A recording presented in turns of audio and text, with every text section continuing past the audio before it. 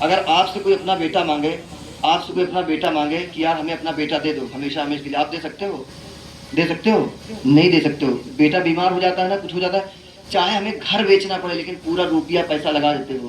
لیکن جب ایک باپ اپنی بیٹی کی شادی کرتا ہے نا، تو اس کے دل سے پوچھو وہ کیسے لا کر کے آپ کو دے دیتا ہے، وہ وہی جانتا ہے، وہ باپ جانتا ہے، ہم اور آپ محسوس نہیں کر سکتے، جس کی بیٹی وہ وہی جانتا ہے۔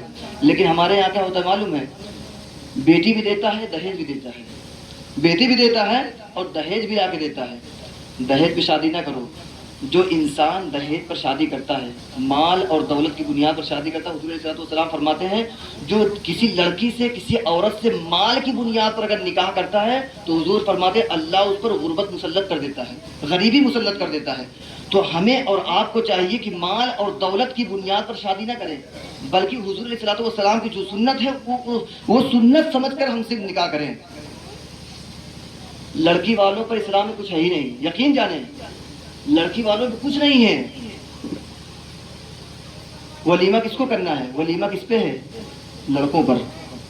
لڑکی والوں پر کچھ نہیں، نہ اس کو دہیج دینا ہے، نہ کوئی سامان دینا ہے، پر انسان اس اپنی لڑکی کو اٹھا کر دے دے بس، اور اس کے اوپر کچھ واجب نہیں ہے، کچھ بھی نہیں۔ لیکن ہمارے یہاں کیا ہوتا ہے؟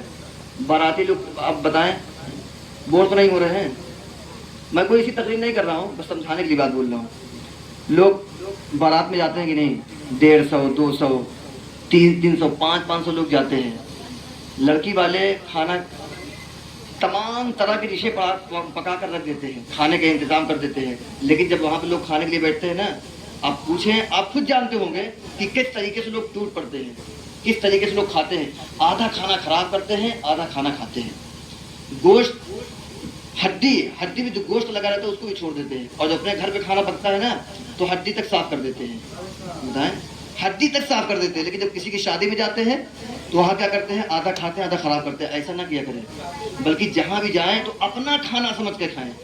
جیسے ہم گھر میں کھاتے ہیں اسی طرح کسی کی شادی میں جائیں، کسی کے نکاح میں جائیں، کسی کے ولیمے میں جائیں، بارات میں جائیں تو وہاں بھی اسی طریقے کا کھانا کھائیں۔ اور جب باراتی لوگ واپس آتے ہیں نا تو چرچا کرتے ہیں، کیا چرچا کرتے ہیں؟ یار نمک کم تھا، یہ چیز کم تھی، یہ چیز کم تھی۔ بتائیں، اتنا کھانا پکا کر رکھ دیا ہے، پھر بھی آپ عیب نکالو۔ حضور علیہ السلام نے کھانے میں عیب لگانے سے منع فرمایا ہے۔ کھانا اگر پسند ہے تو کھا لو، اگر نہیں پسند ہے اس کو چھوڑ دو، عیب نہ لگاؤ کھانے میں۔ کھانے میں عیب لگانے سے حضور علیہ السلام نے منع فرمایا ہے۔